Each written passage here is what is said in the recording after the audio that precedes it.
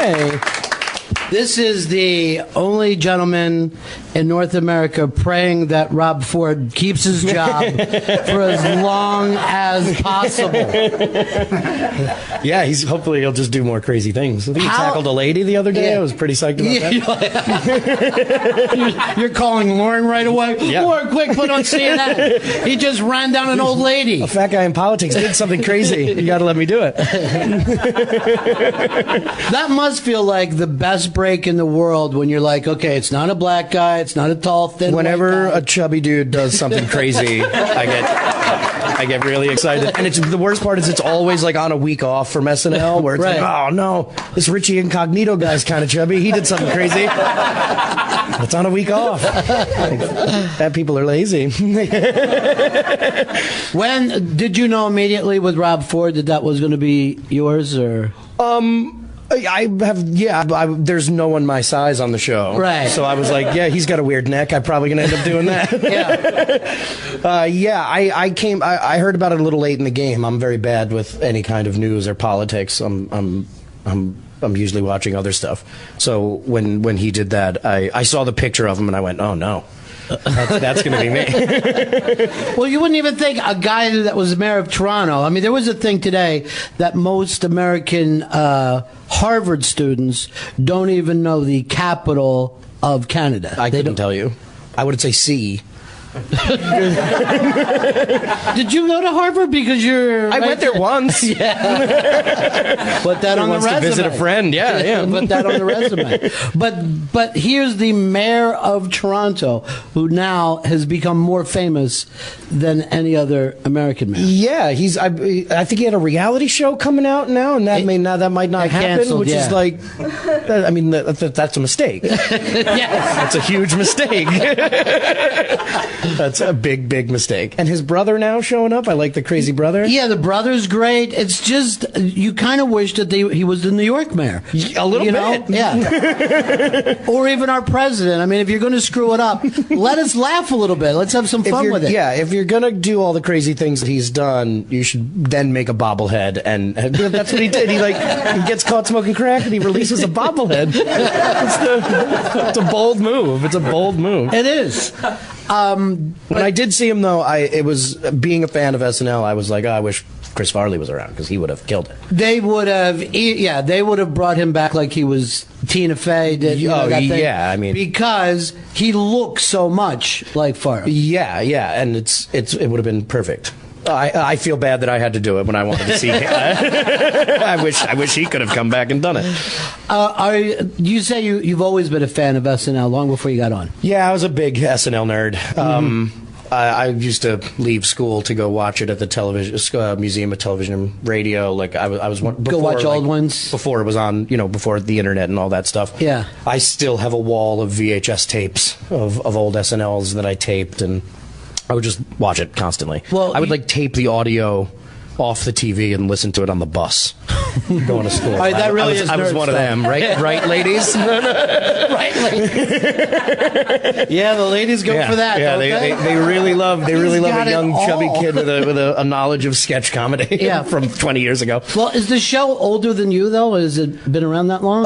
The show started in 75. I was born in 77. Right. Yeah. So you first became aware of what cast, like when you started watching? I think like Phil Hartman and those guys, like Dana Carvey was like when I was probably around the time when I don't do math well. I don't know if I was in high school or not, but it's Ottawa, by the way. That's is it really? No, I don't believe you could tell me it was France. I'd be like, sweet. Yeah, I mean, I think I started watching around that time and then went back and started watching from the beginning. Like kind of like when somebody gets into music, the Stones, they got it from this. Yeah, you hear one album and then you go back and listen to all their earlier stuff. That I feel like that's how I did it. And like Sandler and all those guys, and all throughout college, like people were like, "We're going out Saturday night," and I was like, "Sweet, I'll go out too, but I got to leave at like 11:15. Go back to the dorm. I'll be back at 1:15." But how weird and great that you get to do the show after being that way. It's insane. It's one of those things like I want to go to space someday, and then all of a sudden you're in space and you're like, this is crazy. What have I done? But it is though. It was a life's dream for me to be on that show. Never thinking it would actually happen, because it's almost everybody's life's dream. And this too, to be honest, I've listened to Ron and Fez for many years, and it's pretty crazy to be sitting here with you guys right now. Well, this will run out as soon as you get thrown off the show. Correct. All the doors shut at the same time. The minute SNL ends, I'm probably just going to end up coming to work here. Yeah, right. Yeah, I'll throw on a mustache. That really is a character mustache. Sometimes I feel like if you two had a child, it would be me. It would be nice. It would be nice. We'd do a great job raising him. We'd be so proud every Saturday night. There he is. There's our boy. That'd be different than my father. Because I'm sure he told you for years you were heading in the wrong direction. I think I told my father I got SNL, and he said, "You got health insurance?" I said, "Yeah." And he goes, "Congratulations." And now he doesn't tell people I'm on SNL. He goes, he knows Eli Manning. Because Eli Manning was on the show once. No, he's very happy. He's very happy. My parents are very psyched. But it has to be weird that you raised that kid who is a little too into comedy, a little obsessed with it, and then see that he was right. Yeah, I was a weird kid. Like I had a picture of Jim Henson and like Lorne Michaels on my wall when I was a kid, but it was like a picture of the studio and Lorne was in it. It wasn't like Lorne's headshot. But yeah, I was super into that as a kid. I played hockey. I think my dad thought I was going to be a hockey player. I was not. No. Now I'm on TV dressing as fat ladies and weird babies. Well, and I told you this before. When you showed up on that show, the great thing about it is you were one of the guys who got it. And even when you were on the cast where some of those weeks you wouldn't get in when you're a new guy, whenever you got to do anything, you just ran for it. And it was really fun to watch on TV, somebody who got it for a change. Yeah, I think I came in alone. I got hired, the year that I got hired, it was just me, and there was already so many established, so of the greats, like Kristen and Bill and Andy and they've been Jason solid and Fred. for years, yeah. And they've been there for so long, so I was kind of this, I was kind of like pulling on everyone's coat, going like, "This is the greatest!" Like the magic still hasn't worn off for me, so I still love it there. And they were at a point where they were like, "You're in one sketch, and we have to go upstate to film it." And they're like, "Not doing it." And I was like, "I'll do it." And like, so I got a lot of like one line things in that first year. But I got some like stuff on like my first couple episodes, so I've never had a bad time at that show. Like there was only one episode, and it was my birthday, my first year on the show. Steve Martin was hosting, and I was like, I couldn't believe it. And that was the only show that like I wasn't in it. Like I got completely shut out from the whole show. I was in a pre-taped thing for a half a second. I appeared on camera for 1 second with Steve Martin, and I cried like a baby. Yeah, I was just thinking, like when you were a kid, if you thought you'd just be there for that week that Steve Martin was there. That's what it felt. The first week felt like fantasy camp. Like it felt like oh my god, I got to do this. I got to do SNL, and then it was like waking up Sunday and going like, oh, I have to go back. Yeah, like I have to keep doing this. Like it felt like it was over after the first week. Like I was like, that was it. Like they're never gonna let me back in that room. What was the first piece that you got on? My first episode, I was in a lot of stuff, but I had done a character at Upright Citizens Brigade, which is the comedy club that I trained at for many years. A character called Mark Payne, who was a waiter at a pizzeria Uno, who just constantly smelled pepper all the time. It was a very strange sketch. But I used to work at a pizzeria Uno, and it was something that happened to me. I'd been doing it for years at UCB, and then I got that on my first show with Michael Phelps. And if Michael Phelps is listening, I'm sure he's listening. Right yes, now. he is. There's no doubt. All my stuff. There's no chance he's not listening. I think it got on because Michael Phelps was there. Like they were like, give the new guy something because Michael Phelps is good at swimming. He may not be the best comedian in the world. It really is funny that they will take guys. Some people are from show business, so they adapt to it well. But an athlete will go on there who's never done this and be in 7 or 8 sketches. Yeah, it's amazing. Some of them are a little terrified. My favorite is Barkley, Charles Barkley. Yeah, because he shows up and literally goes like, just write it down on the cards and I'll read it. Like, and he just stands there and reads the cue cards and that's it. But he's hilarious. It kills. Yeah, and that's what he's like, a naturally funny guy, and he gets arrested and everyone's just laughing. Yeah, and then in between takes we get 20 amazing gambling stories. Yeah, he's the best. and there are, I mean, he is a natural, but not everybody who goes in there can do that. Sometimes it's rough. It's first of all, being on the show is like auditioning for a show you're already on every week, and then the added extra of bringing a host in. Like, it's never like, oh, I know what this week is going to be. Like, I'll be like, okay, it's this type of show. Like, this person has either hosted before, or this person has a theater background, or like, you kind of know like what kind of show you're going to have. And I'm always like, oh, this is going to be that kind of week, and then you're always wrong. Right. Like, one in particular was, I remember like Bruno Mars coming in, and I was like, oh, is Bruno Mars going to be funny at all? Like, and he came in and just annihilated. Like, he was great. Like, he did, Seth Meyers wrote this sketch called Pandora. It was like the Pandora radio station had a power outage, so they lost all the music, so he had to sing all like in the voice of all the people, and I've never heard like a reaction from the audience. Like, he was so good, and the audience just went nuts for him. Well, the thing is, with a lot of those kids, Miley Cyrus is another one. Timberlake. They all started when they were 2 or something. You know? They were raised in a tube, in like a Disney tube somewhere. But that's it. They have that. Some of them, like him, Zac Efron, they have that like Disney discipline where like they show up, they rehearse, they want to get it right, they want to do a great job, and then the second it's over, they're like, let's party. let's party, and I'm going to cry about my childhood. Yeah. But that of that. That is amazing, because like you as a little kid, you would have loved that life. You know what I mean? That was the life if it could have just been around that kind of stuff. Yeah, I didn't want to do like the Disney thing. Like, I did musical theater when I was a kid, but it wasn't like I need to perform. Like, it was more just like, I want to say crazy things and like have people laugh at it. Yeah. Was school easy for you, or were you know? No. Well, it was easy in the fact that I didn't do anything. Right.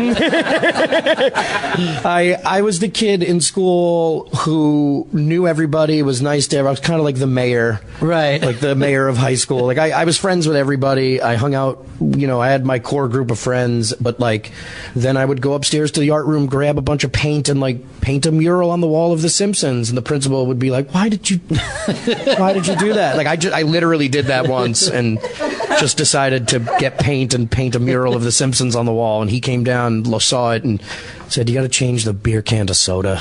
Yeah. Like, that was it. I got away with a lot of stuff on like weird charm, or just the gall to do it as a child. The weird charm. Yeah, I love that angle. But you were really into cartooning and stuff when you were a kid. Huh? Yeah, I wanted to draw comic books. Like, when I was a kid, I was super into that stuff. I either wanted to like work at Henson Studios or like do something like that. I was always very like creative. I like to sculpt, and I'm a bad collector of like, I have a lot of full-size Muppets in my house. And really? Yeah. Really? Right, ladies? He's a catch. He is a catch. Yeah. You know what's really strange, though? All the celebrities that come up here, because we have a million radio stations, so people are always coming in and out. The biggest riot I saw was when the Muppets came into this place. Oh, of course. And people came running from every angle. Because everyone knows them. It's so universal. When we were doing the show, the Muppets were doing the Christmas tree lighting, and a guy comes walking down the street, and I freaked out, and I was like, excuse me, sir? I think he was with his son, and I was like, excuse me, sir? And he was like, hey, you're on Saturday Night Live. I was like, it doesn't matter, you're Dave Goelz, you're the voice of Gonzo. And he was like, you know who I am? I had another incident recently, like a couple weeks ago. Anthony Daniels comes walking down the street. I'm sure, doesn't anyone in this room know who that is? Amazing. I saw him, and I was like, Mr. Daniels, and he looked at me like I was insane. I was like, you're C-3PO. I was like, you were inside C-3PO. And he said, I cannot believe you recognize me without the suit. And I was like, it's C-3PO's voice. Like, I accosted him on the street. But I'm a big fan of people inside costumes. Yeah, who you can't see their face. And a great thing about it, not many people are, so it's always exciting to them. Yeah, exactly. Like I think I made his day. I hope I did, because he's C-3PO and he's made my life. I have a full-size R2-D2 in my home. Do you really? I do. Right, ladies? I'm going to get a lot of dates off of this interview. It is. I'm a hoarder. This is amazing, though, because you don't seem to have lost that same kind of enthusiasm now that you've been on the show for 5 years. No, it's my sixth season. Yeah, no, it talk to me on a Thursday night at 2 in the morning when I've been up for 48 hours. Last week was like especially insane at the show, where I had like a 48-hour day where like I went in and then 48 hours went home and slept, because we had like a lot of pre-tape stuff that we did last week, and Lady Gaga was there, so it was a very big to do that week. And there are moments where you go like, what have I done? Why I need sleep. But then you go, in 10 years from now I'm going to be like, oh, remember that when I was up for 2 days at SNL? Like, and then I'm pretty okay with it. Yeah, because there are a lot of guys still telling those stories. Yeah, like Monday I was very tired, and then you start walking to work, and then you're like, oh, that's right, I'm going to Saturday Night Live. I'm not going to do construction. It's not so bad. And you're there after the Coke years, so it makes it even harder to stay up for 48 hours. Exactly. Yeah. Now everyone has a personal trainer. Like I'm the closest to a drug addict there, and it's like because I drink too much Snapple. Like, but you know also everything that's taken place in those halls over the years, that's an amazing thing. Like you're sitting in an office and you're like, this used to be Gilda Radner's office, or like we're at the writer's room table, and then you open up the 25th anniversary book and you see pictures, and it's like Chris Farley used to sit in this seat, or like my seat is Ellen Cleghorn's, and I'm like, that's awesome. Like, I love Cleghorn. Like it's that nostalgia side, and that whole the history of it is pretty amazing. Like in between dress and air, I always take a couple minutes and just I like to just get in a zone, and then you just walk down the halls and you're just seeing it's like there's Wayne's World, and you see all these amazing things, and you're just like, I can't believe I'm here. What's weird though is how many people who don't feel that same way, that they've got, I mean, really, really funny people who have done that show and just hit the wall immediately. Everyone truly has their own journey there. I believe that, and it has a lot to do with timing and a lot of stuff, but I'm a bit of a fanboy, so like the magic still hasn't. I can't believe it. I have to go in right after this, and I kind of can't wait. And I talked to you about this before. Jay Moore's book. Oh yeah, which is Gasping for Airtime. Gasping for Airtime. I've read it like 10 times. It's the exact opposite of your story, where he got there and was and he's a very, very funny guy. Hilarious. Does the best impressions. Should have been a giant star off of that. Is his big star now, but I listen to his podcast now, and I'm like, I can't believe he wasn't so prolific on that show, because he's so good at impressions, and it's like something that they need. But at that time, I mean, he was competing with I think probably Phil Hartman and them were still there. Maybe I think so, if I have the timeline correct. Like, he came in at a weird time. But I read that book before I got the show, and then I read it like every summer because it changes for me. I always learn something new from it. Like that whole thing about the anxiety pills, and he had to have pockets sewn into his clothes, so he had them. Like, I get that. Like, I totally get it. My third year, I was a mess. Just panic attacks, or? Yeah, I'm a pretty easygoing guy, but that third year for me was like a lot of new guys came in that year, and then your one-line parts start to go away, and you're not the new toy anymore. So maybe you're not in as much stuff, and then you start. And we're comedians, so all we want to do is get out there and be funny. So sometimes like you'll have 3 weeks in a row where you're not in the show that much, and then you're like, I'm getting fired. Like, there's no way. Like, and it could happen at any point. But the third year for me was rough. I started like getting super nervous, and now I'm okay. Well, I did it to myself. Yeah, what turned it around for you? When did it start to change?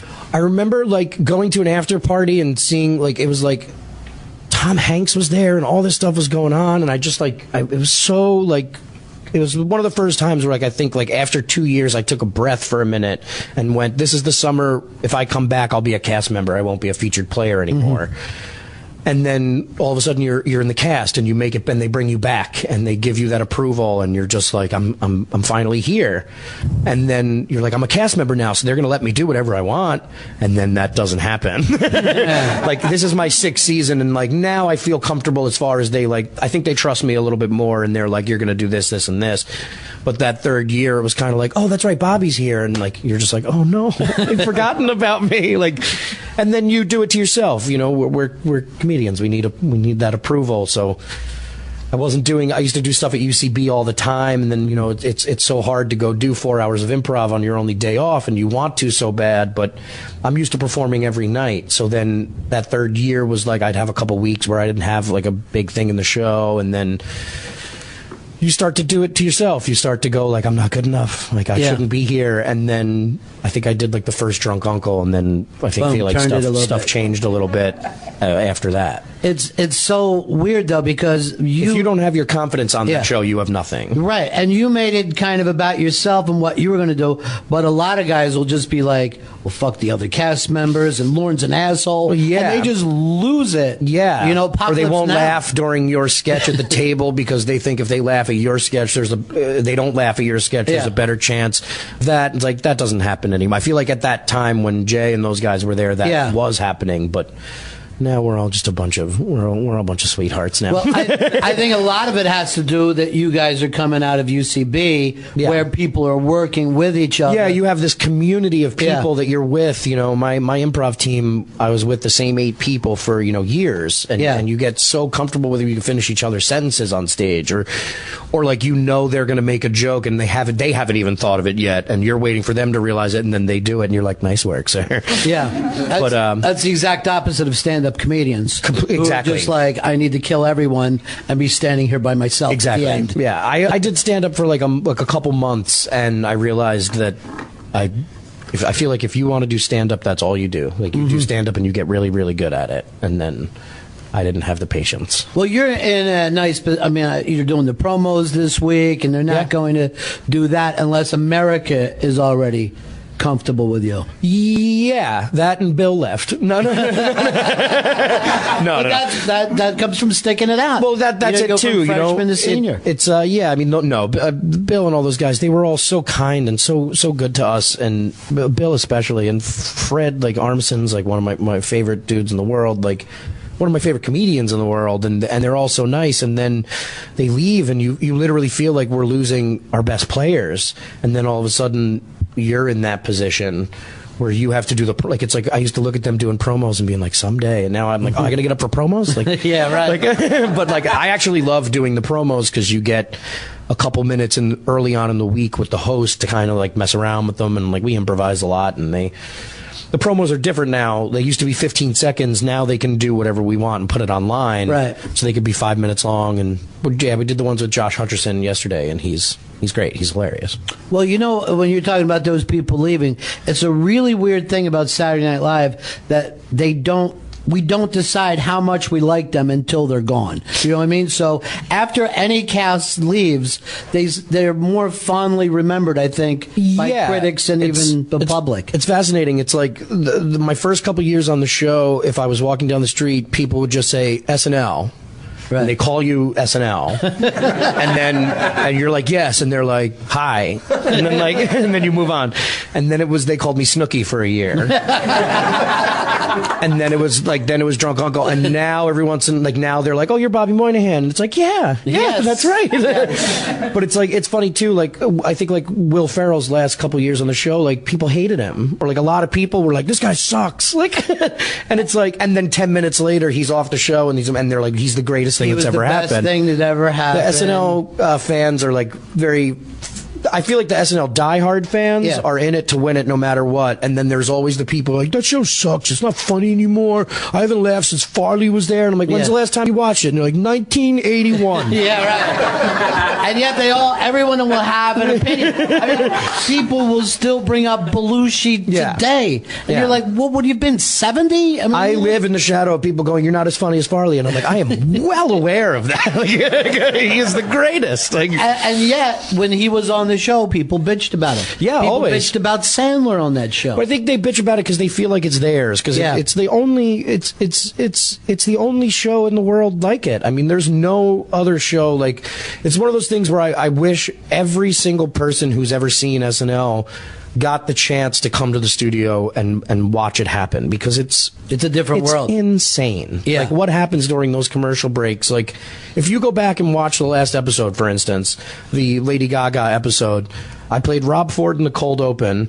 I'm in a fat suit, a bald cap, like wig and all this stuff, and then literally 45 seconds later, I'm in the monologue at a completely different. Like it's crazy what they do over there. Like it really is astonishing. Sets are moving in and out. And when you're in the audience, you can see the clock, and you're like, they're not going to make it. This is not going to happen. There's a lot of like 5 seconds, and you're still putting your costume on, and you sit down right as it starts. I mean, I've had that happen. One of my favorite moments ever on the show was a very special episode for me. It was Jude Law was hosting, and Pearl Jam was the musical guest, and I was like a diehard Pearl Jam fan, still am. And it was my first live from New York that week, and it was just a crazy hectic week. I wrote a sketch about the Twilight Zone where I was the monster on the wing of the plane, and I asked Pearl Jam to do a part in it, and they did it. And it was just one of those weeks where you're like, I can't believe this is my job.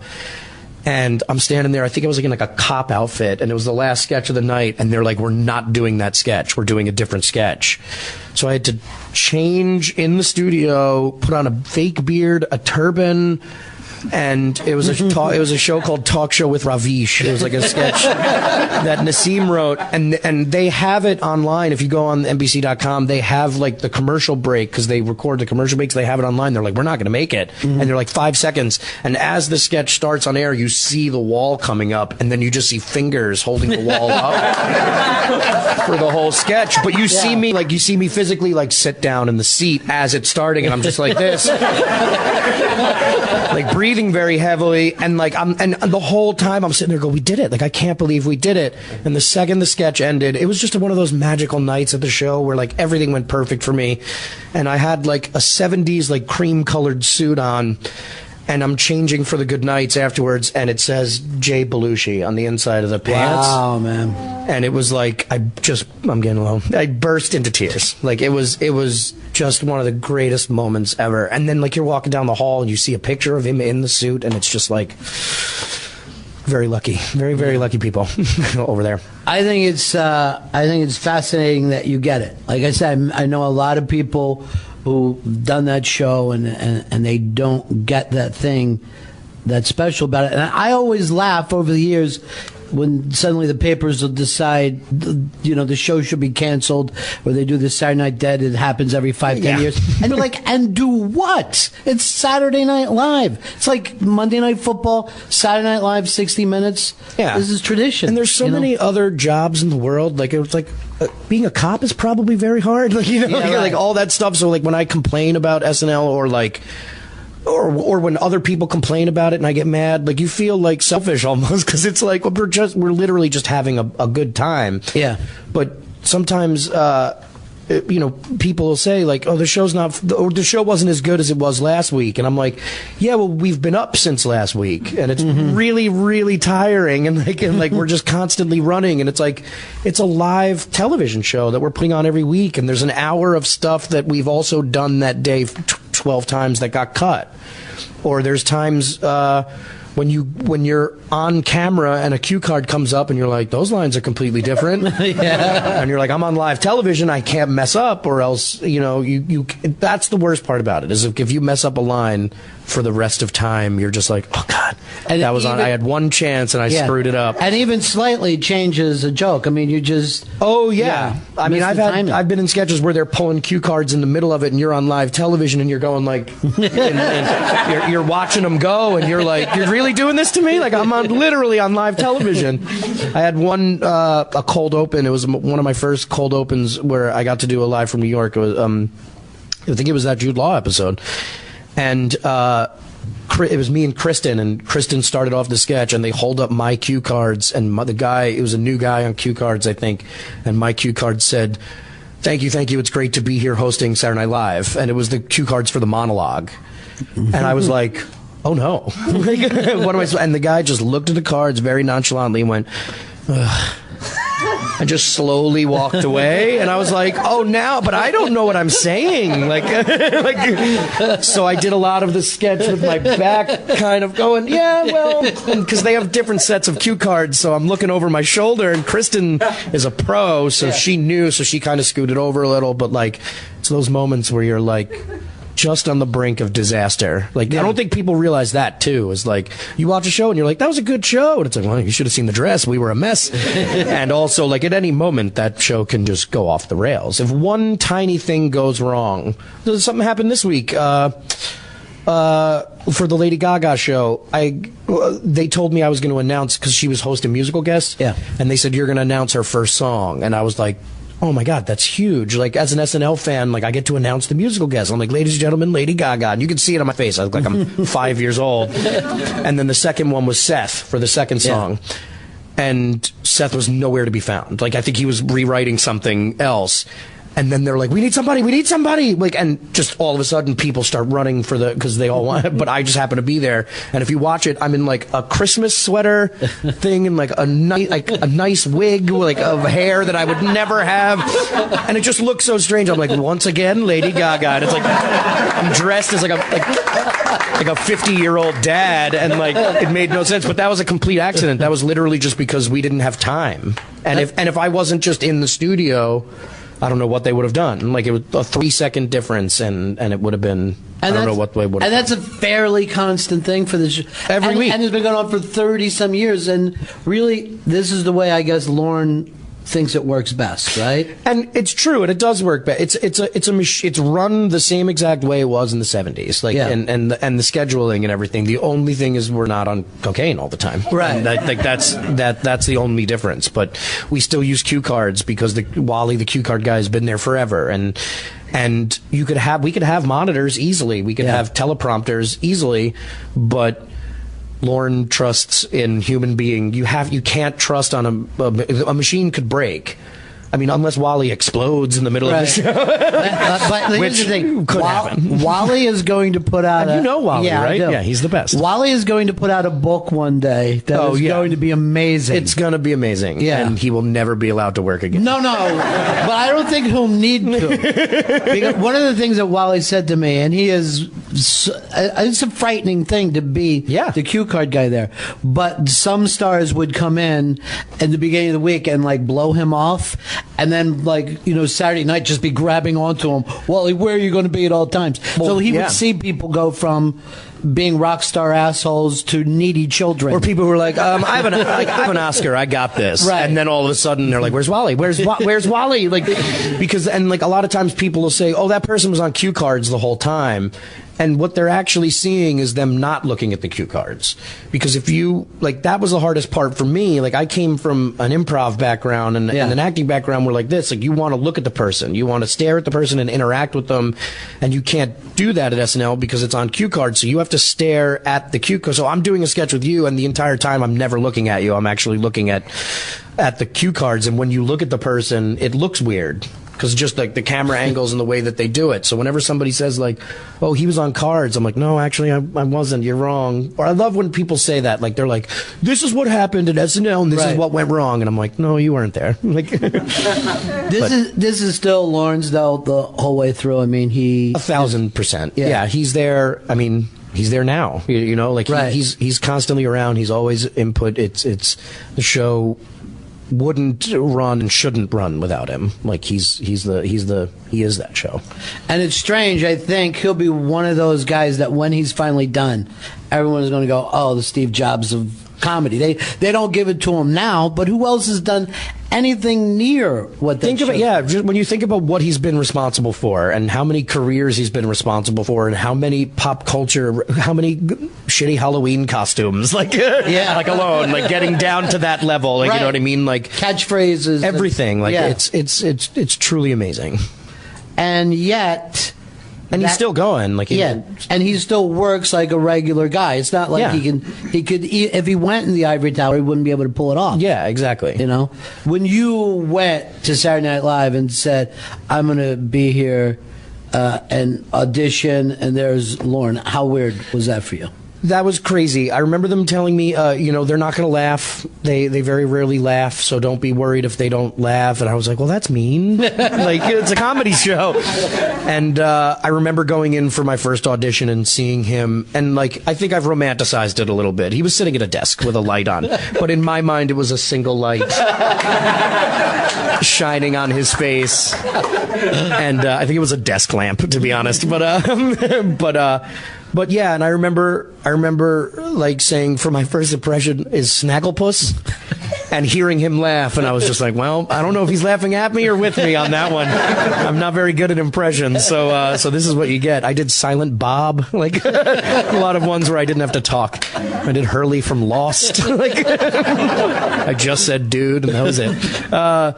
But yeah, I mean, the first time I saw him, it's like you're seeing this person that's responsible for so much stuff, and a meeting with him the first time was like the most awkward first date I've ever had in my entire life. Yeah. Like, just a lot of like, where you from, where your family and your background, and just kind of talking to him about that stuff. And at one point he's like, do you see anything in my office you like? And I was like, what, to like have? Like, I was like, am I allowed to take something? Because I will. And I think I said like, oh, there's that your world's best boss mug. You used that in the Steve Carell episode when they did the Office sketch, because I'm a big nerd, and like I recognized a prop, and he was like, oh, that mug next to those Emmys. And I'm like, yeah. I'm like, nice, you set me up for that one. You got me.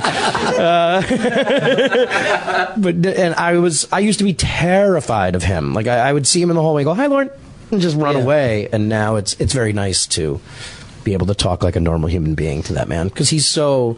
I love. We go out on Tuesdays for host dinner, like on writing night. The host and some of the cast will go out to dinner. It changes every week, and it's my favorite because there's nothing I love more than waiting until Lauren gets a glass of wine in him and then being like, now tell me everything like Dan Aykroyd ever did. Yeah, like, right. And I love old SNL stories. So. And those guys still, if you run into any of those original people, they're still talking about Lauren. Not Correct. all that different than you. It comes up within a sentence, like, and it feels like you're in a fraternity, like a little bit. Like I remember going to a Jet game and seeing Chris Rock there, and I've never met Chris Rock, and he saw me and just kind of literally like, I was like, oh my God, that's Chris Rock, you know, and he sees me and it's literally like, oh, hey man, yep, come here. Like, we have to do this because we were both on SNL. And I went over and he's sitting with Spike Lee. Mm-hmm. And like, it was very strange. And it's just like, I think it was like, you're doing great on the show. How's Lauren treating you? Like, everyone's always like, wants to know, like, are you losing your mind yet? Like, and I'm like, yeah, no, I lost it, but I got it back. And like, and you do feel that. Like, you meet somebody from the old cast and you feel like you've been in a war together. Like, you feel like you've gone through the same thing, so people know. I did an Adam Sandler movie recently, and it was just like, it's impossible to meet somebody who's done SNL and not talk about SNL.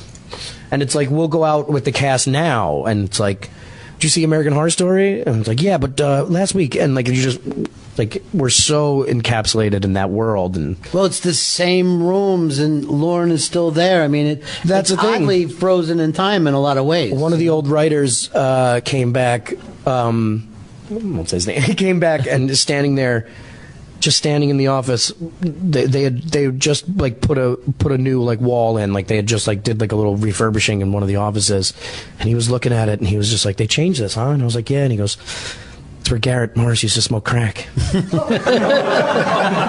And he was like sad, like sad that it was gone or something, or like, I was like, I don't know if that's true or not, but like, but I get it, like yeah, you'll see. You'll go back and see an old sketch and they're filming in an office and you're like, that's my office. Like that stuff is pretty crazy.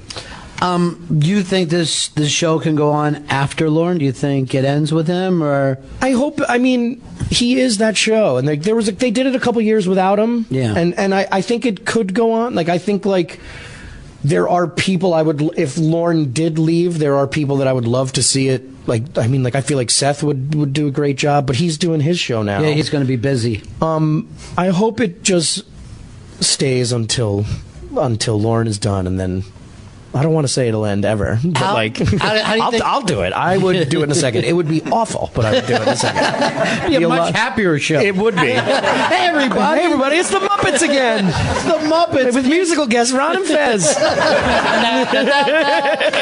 No one. Well, to me, how do you think Seth feels about the new shows? Is I'm sure he can't wait. I'm sure. I mean, like, he's one of the smartest comedians in the world. And he's been there for a long time. Yeah, I mean, he was a cast member for a couple years, and then now a head writer for so long, and losing him is going to be a big loss, because I mean, he is that show right now. He's the heart of that show. Well, you brought up Drunk Uncle, and that's the way to really introduce characters, I think, is with him, because he's great straight man. Yeah, I owe Seth my career on that show, because I feel like I made my bones a little bit on Update, like doing Drunk Uncle and Anthony Crispino. I feel like that was the first thing where people really started, and Snooki too. Yeah, like even those, it's so stupid, but like even those things, like it's just you sitting at that desk with a camera pointing at you, and it's the hardest part of the show to do. But hey, sorry, my next door neighbor just walked by the window.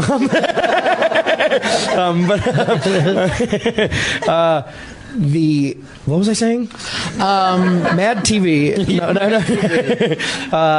No, we're talking about Seth. Well, I want to get into a Seth story, because you and he did that 12-12-12 thing together. Yeah. And you had to do Drunk Uncle in front of an exhausted... I'm glad that you said had to. Yeah. That was one of the weirdest nights of my entire life.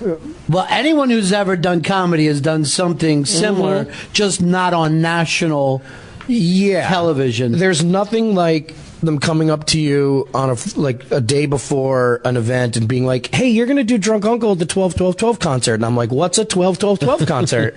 And they're like, it's this benefit for Sandy relief. And I'm like, oh my God, that's amazing. I would love to do it. And then they're like, we're going to get you dressed beforehand and you're going to head over. And I'm like, where is it? And they're like, Madison Square Garden. And you're like, wait, what? So you're telling me I'm going to do Drunk Uncle at Madison Square Garden? That's terrifying. And then they're like, not only that, we're going to put you in the costume beforehand and send you over. And I'm like, well, that seems weird, but okay. And then the next thing you know, you're standing in a room with every legend in history. It's like the Rolling Stones, Bruce Springsteen, Kanye West, Billy Joel, and you're in a costume and a wig with a fake drink in your hand.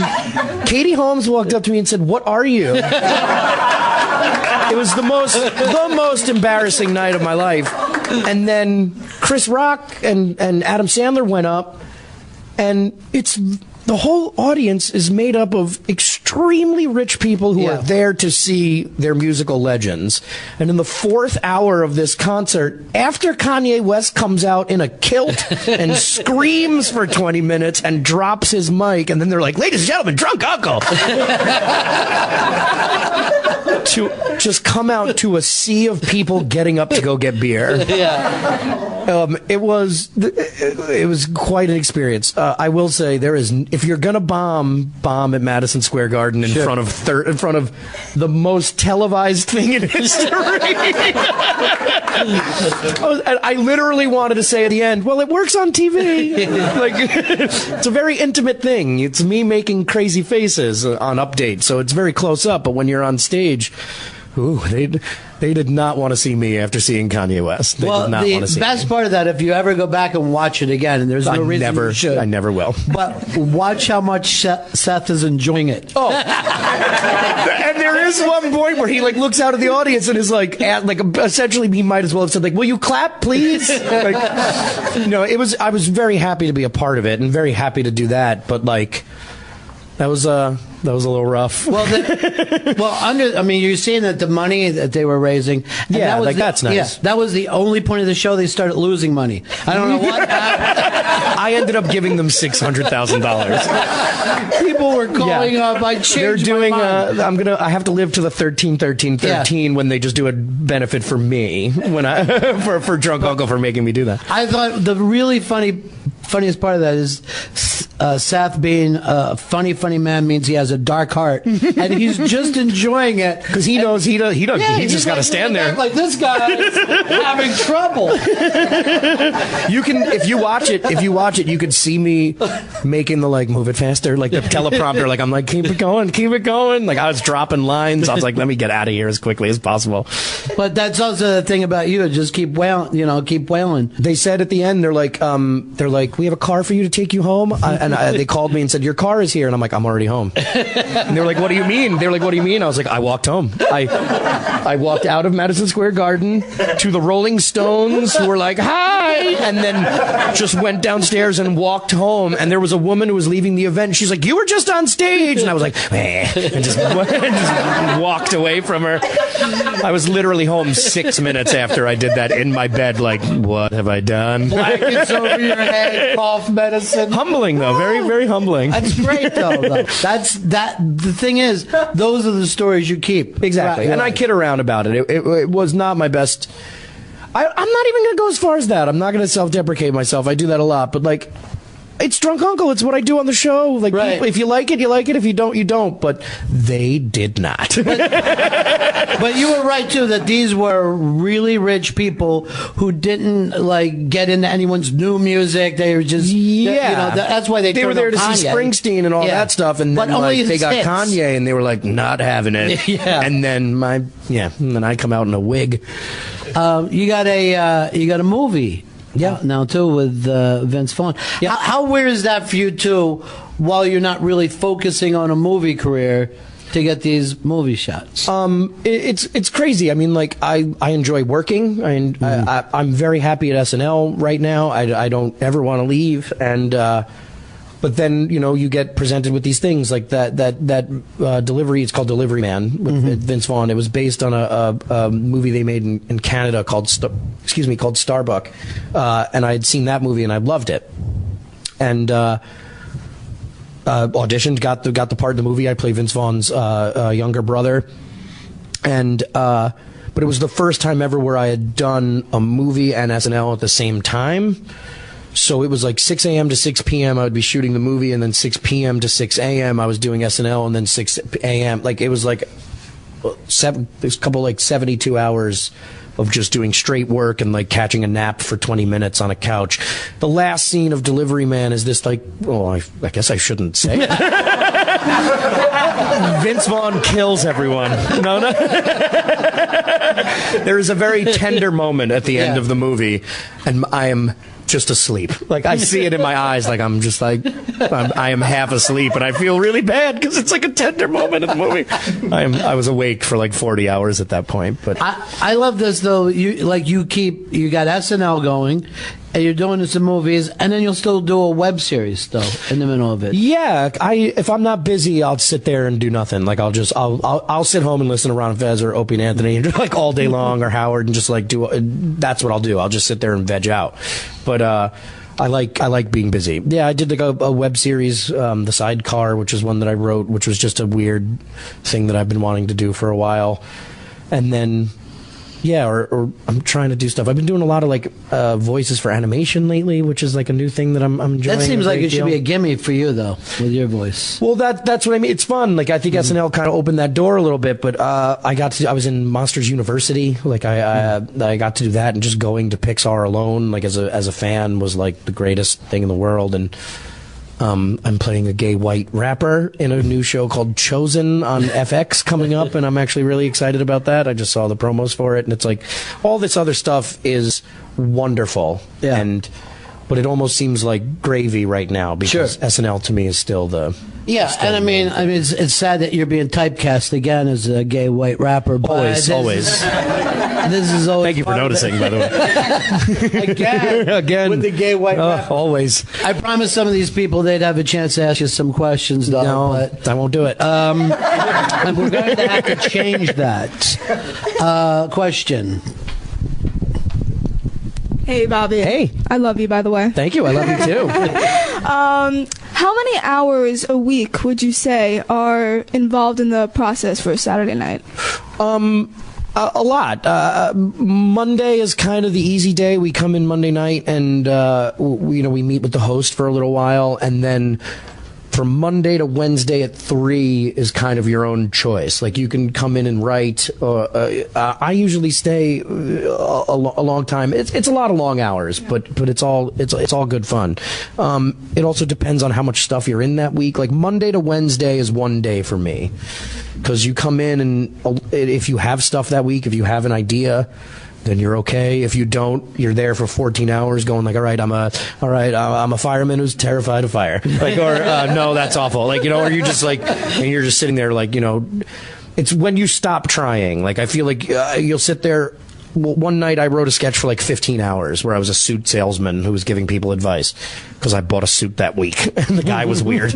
And I worked on this and I was like, this is going to be my character, man. This is going to be the one that hits. And then at 6 o'clock in the morning, I'm taking off to go home to go sleep for 2 hours. And one of the other writers, Colin Jost, is like, you want to write an update really quick? And I'm like, I'm exhausted, man. He's like, well, you have any ideas? I'm like, I can maybe like a drunk uncle or something like that. And then we wrote it in 15 minutes.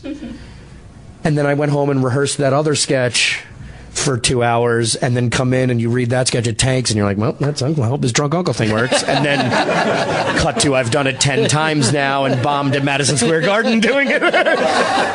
But it is a lot of hours, but it depends on the week. Last week was especially insane. Do you feel like all that UCB thing is why you're where you are, though? Is like, I wouldn't be on SNL if it wasn't for UCB. Yeah, it taught me it built a muscle that I didn't have before. Yeah, I think I was always like a funny kid, like, or wanting to be funny, and like I was an acting major in college, but UCB taught me how to get on stage for an hour and fend for myself, like how to make stuff up for an hour, and also with a group of people that you trust. And it's like you step out and you say some dumb idea, and in the early days of improv, it was like people go, what? That's dumb. And you're like, oh, well, now this isn't going to be funny at all. But then you work with a group of people where you say the craziest thing in the world and they're on board, and like, yeah, it taught me how to, I feel like it taught me how to really do comedy, and SNL is teaching me how to be a man. Like, how to, like, because every week your baby gets killed, essentially. Like, it's like well, do men need to learn this? Well, no, sure. meaning like every week you write something that you've worked on for 20 hours or something, and the slightest thing could go wrong, and then it's gone and it's cut and no one will see it. And it's like every week there is some kind of slight, I don't know if slight's the right word, but every week there's something that gets taken away from you. And sure. And we're comedians. All we want is, like, we just want it to be good and everyone to love everything. And like, it's definitely made me I deal with life stuff better, because I'm like, well, it's going to happen. It's going to happen. Like, now, if my first year, if my sketch got cut, I would go hide in my dressing room or call my mom. Now, if my sketch gets cut, I'm like, sweet, I got 20 minutes to nap. Right. Like, so that. Next one. We're big fans, and I just want to know, thanks, what was your inspiration, or who was your inspiration for Drunk Uncle? It's kind of me. It's I have a buddy named Chris Gethard who I would always just pretend to be drunk around. We would do this bit called the Sad Drunk Rapper, and and I would just try to make him laugh. I don't drink very often, so when I do, that's pretty much what I sound like. I'm much more racist, though. No. Not as racist as Drunk Uncle, but yeah, it's kind of me and like my dad's jokes, like my dad's old jokes, and Colin Jost, one of the guy who I write it with. It's kind of like his uncle's jokes. Anytime I talk to somebody who's like my crazy uncle, I'm like, what's their worst joke they've ever had, because I like bad uncle jokes. But a lot of people identify, like, I have that dude in my family. Yeah, everyone's like, there's always that guy. There's always that drunk uncle. And then I love it because people are too like, I got that drunk uncle too, man. He always tries to touch me. And I'm like, well, drunk uncle does not like. He doesn't really like touch kids. He just has old views on life. Like, he just doesn't understand technology and is afraid of new things. But yeah, you should call the police, whoever you are. It's like, you don't have a drunk uncle, you have a jailed uncle. All right, we got time for one more over here. Yeah, thanks. I had asked a little bit about the interview with Lorne Michaels, and I'm glad that you covered that. But one of the things that really, I think, quality that I really love is the facial expressions. And so when you were talking about that interview, no, just kidding. Doing like different characters, can you tell us a little bit about how you rehearse some of those facial expressions? Is that a process that you go through, or does that come naturally, or how does that work? I think it's my parents. I was just born with a weird face. Some things. It's also like you do, or like you'll make a face, and then they go like, "Oh, that's hilarious," and then they'll just use it 20 times. Like whenever they need it, they're like, "Do that face again." Like or like you have like certain little bits or stuff that works, and like. Like I know, like I don't consider myself to be very good at impressions, and there are some people on that show like Taryn and Jay and those guys who are just mimics, and like even Kate McKinnon's phenomenal. Like they hear a voice and they can just do it, and I'm not like that. Like my Snooki isn't necessarily an impression of Snooki as much as it is just me in a wig hoping for the best. But like. You find out what works. Like it's like my impression of Newt Gingrich is just me making my neck a little bit fatter. Like and like that's like Rob Ford. Like my accent in the Rob Ford sketch is like vaguely Canadian, maybe a little Minnesota, maybe even a little Lorne in there. Like I get nervous. I was also up for 2 days, and like I was like I'm not good at accents, but that entire impression is just. I asked them to give me the tightest collar possible so I could make my neck look really big. Like Kenan Thompson is the king of facial expressions, and like to the point where like they're like, Kenan, give us a number 32, and he's like, and he makes the face, and it's coming, and like I sometimes will sit in front of a mirror and practice, but not often. Just make a lot of weird faces. Well, we do got to keep Rob Ford alive, no matter what's happening for you. That's important. Yeah, I'm sure he'll do something nuts. Good. And dude, thank you so much for stopping. Thank you, man. It's an honor. It's an honor to talk to you guys. I've been such a fan for so long. Same here. I'm happy for you. Bobby Moynihan, everybody. Thank you so much, guys.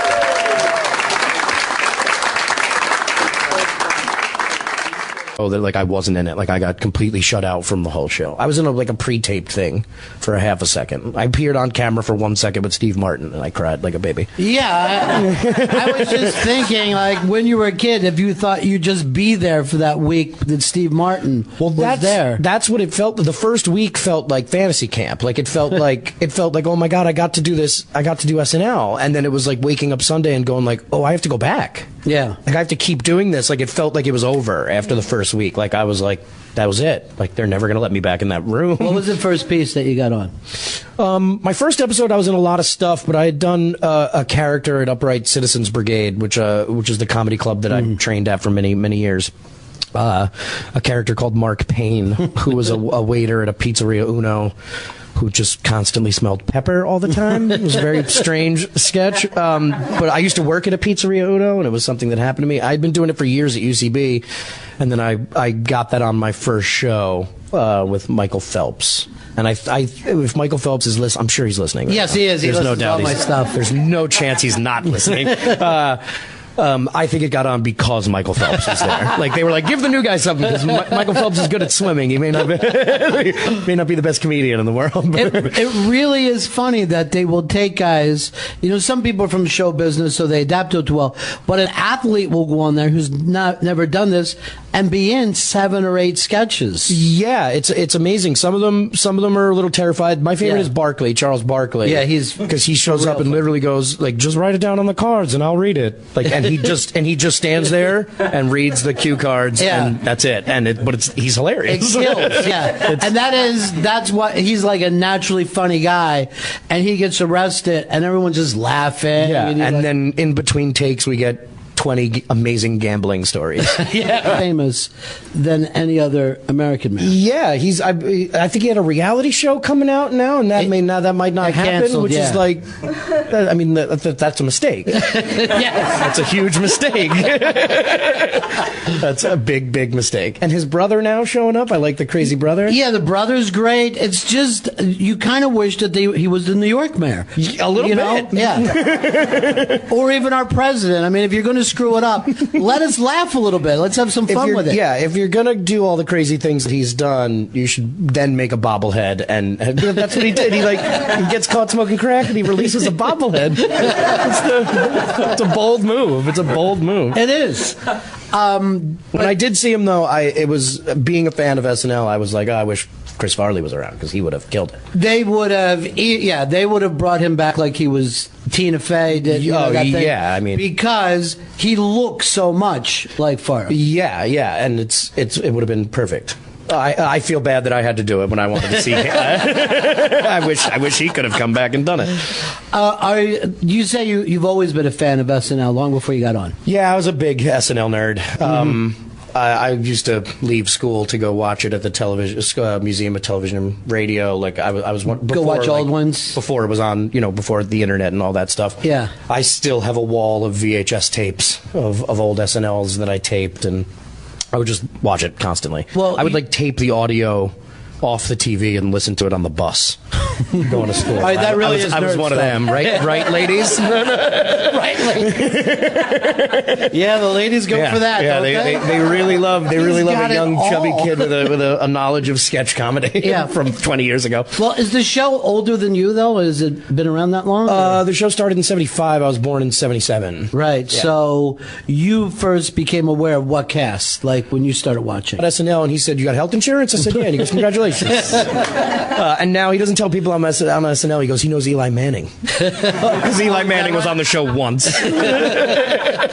No, he's very happy. He's very happy. My parents are very psyched. But it has to be weird that you raised that kid who is a little too into comedy, a little obsessed with it, and then see that he was right. Yeah, I was a weird kid. I had a picture of Jim Henson and Lorne Michaels on my wall when I was a kid, but it was a picture of the studio and Lorne was in it. It wasn't Lorne's headshot.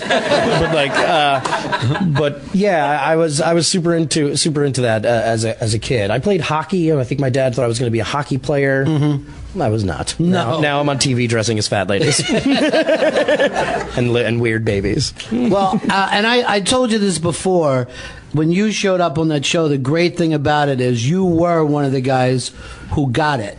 And even when you were on the cast where some of those weeks you wouldn't get in when you're a new guy, whenever you got to do anything, you just ran for it.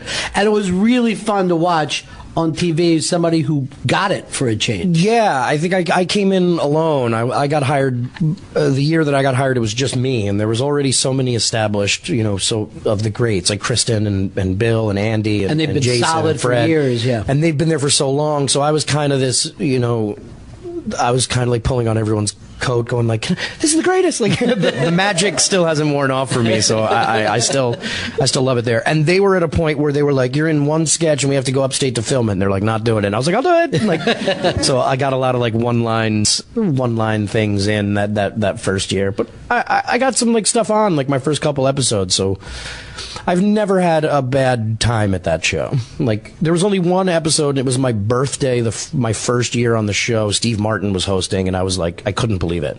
And that was the only show.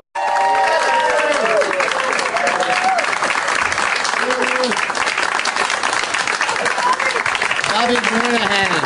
Yay. This is the only gentleman in North America praying that Rob Ford keeps his job for as long as possible. Yeah, hopefully he'll just do more crazy things. I think he tackled a lady the other day. I was pretty psyched about that. You're calling Lauren right away? Yeah. Lauren, quick, put on CNN. He just ran down an old lady. A fat guy in politics did something crazy. You got to let me do it. That must feel like the best break in the world when you're okay, it's not a black guy, it's not a tall, thin Whenever white guy. A chubby dude does something crazy, I get really excited. And the worst part is it's always on a week off from SNL where it's oh no, this Richie Incognito guy's kind of chubby. He did something crazy. It's on a week off. Fat people are lazy. When did you know immediately with Rob Ford that was going to be yours, or? I have, there's no one my size on the show. Right. So I was like, he's got a weird neck. I'm probably going to end up doing that. I heard about it a little late in the game. I'm very bad with any kind of news or politics. I'm I'm usually watching other stuff. So when he did that, I saw the picture of him and I went, oh no. That's going to be me. Well, you wouldn't even think a guy that was mayor of Toronto. I mean, there was a thing today that most American Harvard students don't even know the capital of Canada. I couldn't tell you. I would say C. Did you go to Harvard? Because you're. I went there once. Yeah. Put that on the resume. To visit a friend. Yeah. Put that on the resume. But here's the mayor of Toronto, who now has become more. I think like Phil Hartman and those guys, like Dana Carvey was like when I was probably around the time when I don't do math well. I don't know if I was in high school or not. But it's Ottawa, by the way. That's is it really? No, I don't believe. You could tell me it was France. I'd be like, sweet. Yeah, I mean, I think I started watching around that time and then went back and started watching from the beginning. Like kind of like when somebody gets into music, oh, the Stones, oh, they got it from this. Yeah, you hear one album and then you go back and listen to all their earlier stuff. That I feel like that's how I did it. And like Sandler and all those guys, and all throughout college, like people were like, we're going out Saturday night, and I was like, sweet, I'll go out too, but I got to leave at like 11:15. Go back to the dorm. I'll be back at 1:15. But how weird and great that you get to do the show after being that way. It's insane. It's one of those things like I want to go to space someday, and then all of a sudden you're in space and you're like, this is crazy. What have I done? But it is though. It was a life's dream for me to be on that show. Never thinking it would actually happen, because it's almost everybody's life's and this dream too. To be honest, I've listened to Ron and Fez for many years. And It's pretty crazy to be sitting here with you guys right now. Well, this will run out as soon as you get thrown off the show. Correct. All the doors shut at the same time. The minute SNL ends, I'm probably just going to end up coming to work here. Yeah, right. Yeah, I'll throw on a mustache. That